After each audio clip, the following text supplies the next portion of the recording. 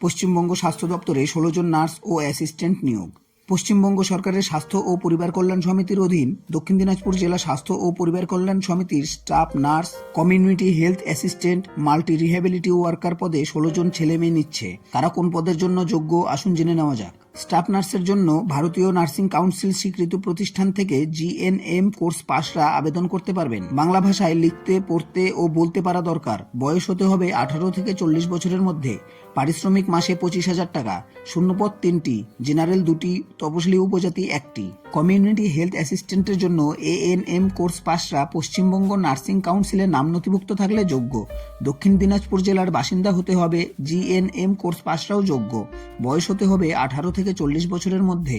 পারিশ্রমিক মাসে 13,000 টাকা। শূন্যপদ 9টি, জেনারেল 3টি, OBC A ক্যাটাগরি 1টি, তপশিলি জাতি 4টি, তপশিলি উপজাতি 1টি।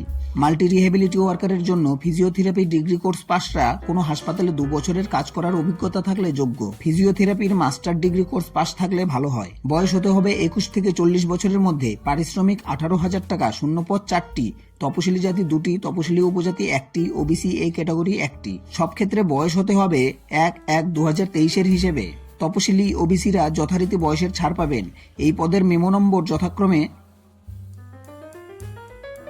প্রার্থী বাছাই হবে টেস্ট বা ইন্টারভিউ এর মাধ্যমে।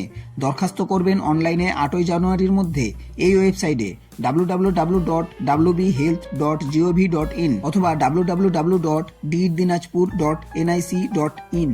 এই জন্য বৈধ একটি ইমেল আইডি থাকতে হবে। এছাড়া পাসপোর্ট মাপের ফটো ও সিগনেচার স্ক্যান করে নেবেন। প্রথমে ওই ওয়েবসাইটে গিয়ে যাবতীয় তথ্য দিয়ে সাবমিট করলেই নাম রেজিস্ট্রেশন হয়ে যাবে। তারপর পরীক্ষা ফি বাবদ 100, সংরক্ষিত ক্যাটাগরি হলে 50 টাকা অনলাইনে জমা দেবেন। টাকা জমা দেওয়ার পর system generated application form print করে নেবেন। আরও বিস্তারিত তথ্য পাবেন ওই ওয়েবসাইটে।